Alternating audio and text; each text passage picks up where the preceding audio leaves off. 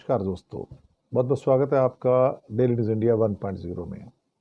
भारत की अर्थव्यवस्था के बहुत सारे आंकड़े चौंकाने वाले हैं, बल्कि कहा जाए तो आपको खुश भी कर सकते हैं। जैसे कि जीडीपी की ग्रोथ आई दूसरे क्वार्टर की अभी 8.2%। इकोनॉमी के जो बाकी कुछ डेटाज हैं, सर्विसेज के, मैन्युफैक्चरिंग के, एग्रीकल्चर के, वो भी एनकरेजिंग आई हैं, वो भी अप हैं। महंगाई डाउन होके 0% पे आ गई है, तो ये भी एक प्लस पॉइंट है। लेकिन नॉमिनल ग्रोथ जो कि आपकी इन्फ्लेशन इंक्लूड करके होती है, वो साहब 10% भी नहीं हो पा रही है। तो ये एक बड़ा जो है एक माइनस पॉइंट आ रहा है इस टाइम। जीएसटी का कलेक्शन डाउन हो रहा है, 4.6% का इंक्रीज आया सिर्फ। इसके अलावा आईटी का जो कलेक्शन है वो भी मॉडरेट होना शुरू हो गया है।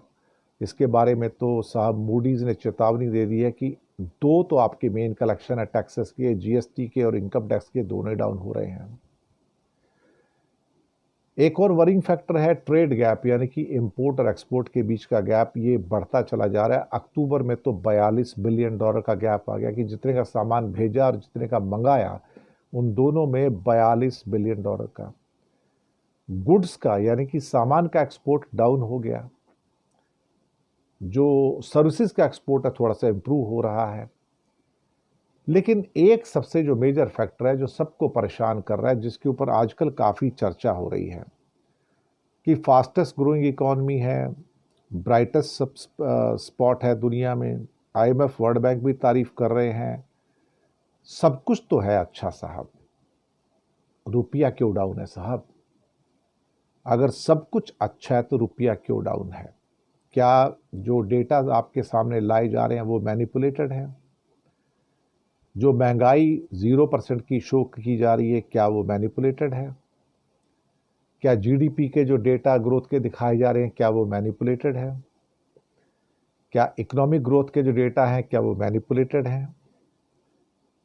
अगर सब कुछ अच्छा है तो नॉमिनल ग्रोथ जिसमें इन्फ्लेशन भी रहता है वो 10% क्यों नहीं पहुंच पा रहा मोदी राज में, जबकि मनमोहन के राज में तो हर साल 10% से ऊपर था। अगर सब कुछ अच्छा है तो एक्सपोर्ट्स क्यों नहीं बढ़ रहे और इंपोर्ट बढ़ते जा रहे हैं और ट्रेड गैप बढ़ता जा रहा है? इन सब का प्रेशर जो है ना साहब, वो रुपए पे आ रहा है।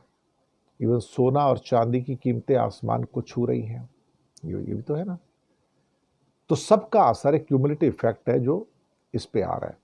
इसका मतलब ये हुआ कि हमारे हिंदुस्तान की इकॉनमी को या इनकी दीवारों को दीमक लग चुका है। पर साहब मोदी जी उसको मानने को तैयार नहीं है। वो कहते हैं इंडस्ट्री बहुत बढ़िया चल रही है, खेती बहुत बढ़िया चल रही है, सर्विसेज बहुत बढ़िया चल रहे हैं। इसके अलावा नौकरी नहीं है और एआई के चक्कर में नौकरियां और ख़त्म होती चली जा रही हैं। लेकिन आज की डेट में 90 रुपए के रुपया चल रहा है आपका, 89.50, 89.70 ऐसे ही है। मतलब किसी दिन मतलब 90 टच कर जाएगा आजकल परसों में। अब आईएमएफ ने कहा कि भाई आपने पहले जो 2027 तक की घोषणा की थी कि $5 ट्रिलियन की इकॉनमी हो जाएगी, अब वो 2029-30 से पहले नहीं होती, और वो भी तब होगी जब आपका 90 रुपए के ऊपर पर डॉलर रहेगा, अदरवाइज ये नहीं होता। और ये डाउन होके 95-96% पे, 96 रुपये पे आ गया, 100 रुपये पे आ गया डॉलर। तो फिर आपको 2032 तक का इंतजार करना पड़ेगा, 2031-32 तक इंतजार करना पड़ेगा कि आपकी इकॉनमी $5 ट्रिलियन की हो जाएगी। मुसीबत यह है कि जितनी इकॉनमी आगे बढ़ती है उतनी पीछे हट जाती है। अब मैं आपको एग्जांपल देता हूं आज का ही, यानी कि जो जीडीपी के डेटा आए कल, उसके हिसाब से 8.2% की वृद्धि है। लेकिन जो नॉमिनल ग्रोथ है वो सिर्फ 8.7% है, क्योंकि डिफ्लेटर जो है इस बार, इन्फ्लेशन 0% पे है तो डिफ्लेटर 0.5% पे है सिर्फ। तो टोटल जो ग्रोथ है इंडियन इकोनॉमी की सिर्फ 8.7% है। जो पिछले 3 महीने की जो तिमाही थी, अप्रैल से जून तक की, तभी 8.8 की नॉमिनल ग्रोथ थी, अब 8.7 की है। ये बहुत बड़ा एक नेगेटिव पॉइंट है। अब अगर हम पिछले साल का आंकड़ा देखें जनवरी के आसपास का, तो हमारा डॉलर करीब 83-84 रुपए के आसपास था, अब 90 रुपए के आसपास है। कुल मिला के देखा जाए तो भारत का जो रुपया है करीब 6% तक टूट गया है, 6% तक टूट चुका है।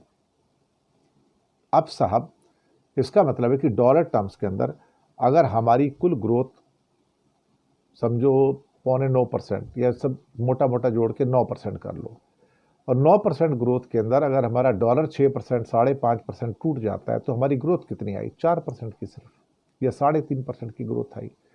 तो डॉलर टर्म्स में ग्रोथ कितनी है हमारी, ये भी तो देखनी ज़रूरी है ना। तो डॉलर टर्म्स में जो हमारी ग्रोथ है वो साहब 8.5% नहीं है, वो बेसिकली देखा जाए तो 4, 4.5, 5% के आसपास है। सरकार को सुन के बुरा तो लगेगा, मोदी जी को भी सुन के बुरा लगेगा कि आप डॉलर टर्म्स में क्यों देख रहे हो। भाई क्या करें, देखना पड़ता है ना, सभी टर्म्स में देखना पड़ता है। अल्टीमेटली जब आप $5 ट्रिलियन की इकोनॉमी बनाते हो तो डॉलर टर्म्स में देखते हो ना, रुपए के टर्म्स में थोड़ी देखते हो। अगर रुपए के टर्म्स में देखते तो अब तक तो 5 ट्रिलियन पार हो जाते थे। लेकिन दुनिया तो आपको रुपए के टर्म्स में नहीं देखेगी ना, दुनिया आपको डॉलर के टर्म्स में देखेगी। तो सब कुछ अच्छा हो के भी रुपया जो है धोखा दे रहा है, और ये एक ऐसा डेटा है जो मोदी जी के कंट्रोल में नहीं है, क्योंकि रुपया जो है अंतर्राष्ट्रीय बास्केट में है। आरबीआई इसको संभालने की कोशिश करता है, जहां पहले फुल फ्लोट में था, फिर बाद में एक स्टेबलाइज सिस्टम के अंदर लाया गया। अब आईएमएफ कहता है कि रुपया इज क्रॉलिंग राइट नाउ, यानी कि एक एक कदम करके आगे पीछे करके चल रहा है। और आईएमएफ ने ये भी एक दरअसल देखा जाए तो आलोचना की आरबीआई की कि भाई आप रुपए के अंदर बहुत ज़्यादा इंटरवीन कर रहे हो, बहुत ज़्यादा दखलंदाजी कर रहे हो रुपए को बचाने के लिए। आप उसको उसकी कीमत तक पहुंचने क्यों नहीं देते हो? अल्टीमेटली जो भी उसकी असली कीमत है डॉलर के मुकाबले पहुंचने दो उसको। लेकिन ये इंटरवीन करके डॉलर वॉलर बेच के साहब उसको बचाने की कोशिश करते हैं। लेकिन नॉमिनल ग्रोथ का 10% ना होना मोदी के राज में एक बहुत बड़ा फेलियर है। और ये एक कारण भी है कि अगर 10% की 9% की ग्रोथ है, 8.5% की ग्रोथ है, और उसमें अगर 5% आपका डॉलर टूट गया तो सब आपकी ग्रोथ 4-5% की रह जाती है। तो जब 4-5% की ग्रोथ रह जाती है तो फिर आप $5 ट्रिलियन की इकॉनमी 2029 तक भी कैसे बनोगे? और अगर 2030 तक ये 100 रुपये क्रॉस कर गया तो फिर हम 2034-35 के आसपास हम $5 ट्रिलियन की इकॉनमी का ख्वाब पूरा होते देखेंगे। तब तक मोदी जी विदा हो जाएंगे। मुझे लगता है कि मोदी जी के भाग्य में ना $5 ट्रिलियन की इकॉनमी देखना लिखा नहीं है। ये सच बात मैं आपको बताऊं, उनके भाग्य में नहीं है कि वो 5 ट्रिलियन का जो लफ्ज़ है वो अपने जीते जी अपने सामने देख रहे। बेचारे क्या करें साहब। शुक्रिया आपका।